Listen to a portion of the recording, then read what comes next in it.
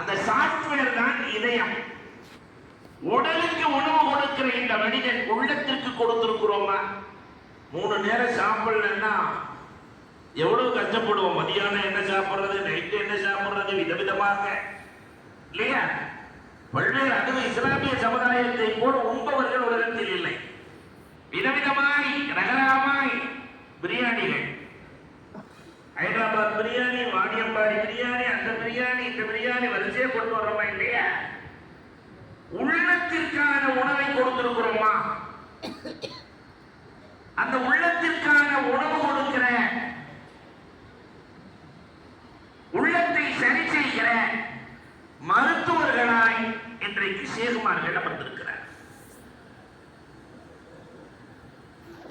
அன்புக்குரியவர்களே, இந்த உள்ளத்திற்குள் அவர்கள் அல்லாஹ்வை கொண்டு வந்து நிறுத்துகிறார்கள்.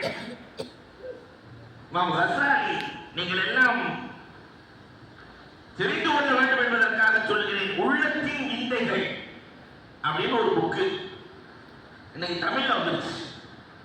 இமாம் கஸாலி ரஹ்மத்துல்லாஹி தஆலா என்பவர்கள் உள்ளம் குறித்து நிறைய பேசுகிறார்கள். நாம உள்ளம் குறித்து நமக்கு ஒண்ணுமே தெரியாது இல்லையா? ஹார்ட்வேர் தான் பார்க்கிறோமே தவிர உள்ள இருக்கிற சாஃப்ட்வேர் பார்க்கவே இல்லை. இந்த உள்ளத்தை குறித்து இமாம் கஸாலி பேசுகிற போது பல்வேறு உதாரணங்களை கொடுக்கிறார்கள். அவற்றில் ஒரு சில உதாரணங்களை உங்களோடு பகிர்வேன். அன்புக்குரியவர்களே, இந்த உள்ளம் இருக்கிறது அல்லவா, இது சிறப்பான விவசாய பூமி. அந்த விவசாய பூமியை பண்படுத்தவில்லை என்றால் விளைய வைக்க முடியாது. பூமியை முதலில் பண்படுத்த வேண்டும், உட வேண்டும், அதை விளைவதற்கு தகுந்த மாதிரி மாற்ற வேண்டும், விதை போட வேண்டும், களை எடுக்க வேண்டும், பிறகுதான் உற்பத்தியாகும். இதயமும் இப்படித்தான். ஒன்றுமே செய்யாமல் விட்டுவிட்டால் அந்த இதயம் இறுகி போய்விடும். ஹிஜாரா என்னவா மாறிடும்? பாறைகளை போல, கற்களை போன்ற அந்த இதயம் மாறிவிடும். இதயத்தை பண்படுத்துகிற விவசாயி யார்? இந்த இதயத்துக்குள்ள என்ன போடணும், எப்படி போடணும், அந்த இதயத்தை எப்பொழுதுமே ஹயாத்தாக வைத்திருக்க வேண்டும் என்று விவசாயம் செய்கிற விவசாயி தான் சேகுமார்கள்.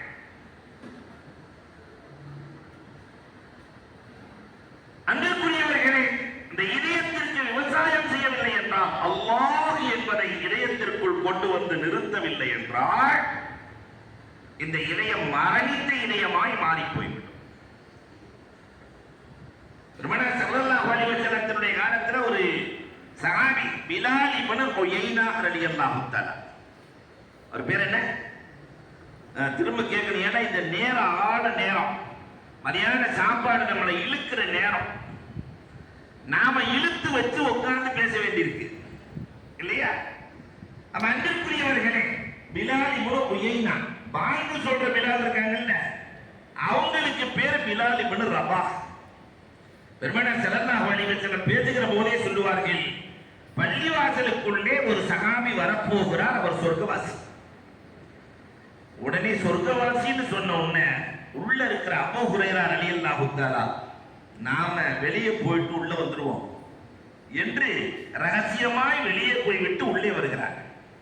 பெருமானார் சொன்னார்கள், அபூ ஹுரைரா உங்களை சொல்லவில்லை, வெளியே போயிட்டு உள்ள வர்ற உங்களை சொல்லல, ஃப்ரெஷ்ஷா ஒருத்தர் உள்ள வருவார், அவர் சொர்க்கவாசி.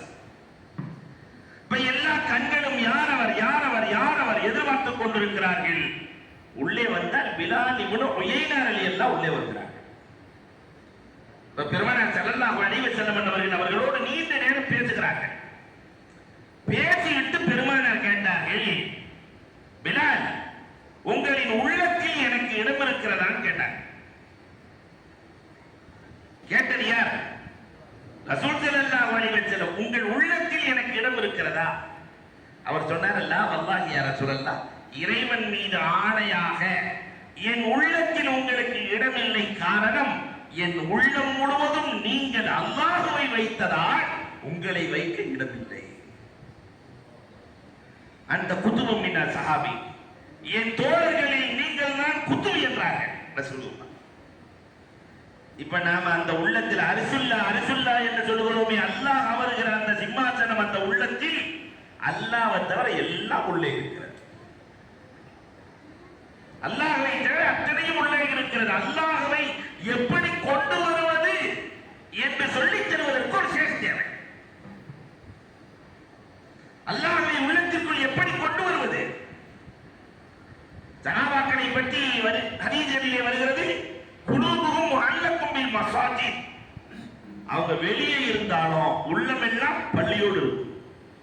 வெளியில தான் இருப்பாங்க, ஆனா உள்ளமெல்லாம் பள்ளியோடு இருக்கும். நாம அப்படி இல்லை, உள்ளதான் இருப்போம், உள்ளமெல்லாம் வெளியில் இருக்கும். செருப்பு வச்சுட்டு வந்தமே இருக்குமா இருக்காதா? இப்பதான் புதுசா வாங்கிட்டு வந்தோம் இல்லையா? இருக்குமா இருக்காதா? நம்ம பேக்கை வச்சுட்டு வந்தோமே, பேக் இருக்குமா இருக்காதா? ஆயிரம் சிந்தனைகள். ரப்பை வைக்க வேண்டிய இடத்தில் கண்டதையும் வைத்திருக்கிறோமே. அந்த ரப்பை வைப்பதற்கான வழிகளை சொல்லிக் கொடுத்தவர்கள் ஷேகுமார்கள். ஷேகுமார்கள் இருக்கிற வரை அந்த இதயத்திற்குள் ரப்பும் இருப்பான். கஸாலி ரஹ்மத்துல்லாஹ் இப்படியும் ஒரு உதாரணம் கொடுக்கிறார்கள். இதயம் இருக்கிறது அல்லவா, கசையாராங்கிறாங்க. அது ஒரு வாகனம். இதயம் என்பது வாகனம், போய்கிட்டே இருக்கும். நேற்று நினைச்சதை இன்னைக்கு நினைக்காது, கொஞ்ச நேரத்துக்கு ஒருக்கா நினைப்பு மாறிக்கிட்டே இருக்கும். இது ஒரு வாகனம். வாகனம் என்று சொன்னால் அதற்கு ஓட்டுவதற்கு ஒரு ஓட்டுநர் தேவை. அந்த ஓட்டுநரும் பயிற்சி பெற்ற ஓட்டுநராக இருக்க வேண்டும். புத்தகத்தை படிச்சுட்டு நான் பஸ் ஓட்ட போறேன், கார் ஓட போறேன்னு ஏறி உட்காந்துட்டாருன்னு வச்சுக்கோங்க. இந்த வண்டிக்கு மொத்தம் 5 கீர்கள், 6வது ஒரு கீர், அது ரிவேர்ஸ். வெறும் படிச்சிருக்கிறார். படிச்சுட்டு கார்ல ஏறி உட்காந்துட்டாருன்னா 10 நிமிஷத்துல பெரிய ஹாஸ்பிட்டல்ல அவர் இருப்பாரு, பெரிய ஒர்க் ஷாப்ல வண்டி இருக்கும். பல பேரை காலி பண்ணிடுவார். இதுக்கு எதிர பல பேர் காலி. இதயமும் இப்படித்தான். பயிற்சி இல்லாமல் இந்த இதயத்தை ஓட்ட முற்பட்டால் வழிகேட்டில் கொண்டு போய் இந்த இதயம் விட்டுவிடும். இந்த ஓட்டுநர் பயிற்சி இதயத்தை எப்படி கையாளுவது என்ற பயிற்சியை பெருமானார் சஹாபாக்களுக்கு கொடுத்தார்கள். சஹாபாக்கள், தாபிஈன்கள், தபஅத் தாபிஈன்கள், இது ஒரு தனித்துறை. அது ஷேகுமார்களின் வழியாக இன்றைக்கு முரீதீன்களுக்கு வருகிறது. இதயத்தை ஓட்டுகிற கலை கான்காக்களை தவிர உலகத்தில் வேறு எங்கும் கற்றுக் கொடுக்கப்படுவதில்லை.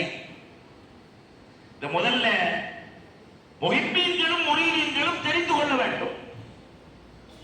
ஃபாஸில் எப்படி ஓட்டுறது வண்டிய, திக்ரை ஜஹரியில எப்படி ஓட்டுறது, சிர்ரியில எப்படி ஓட்டுறது. அல்லாஹு அக்பர்.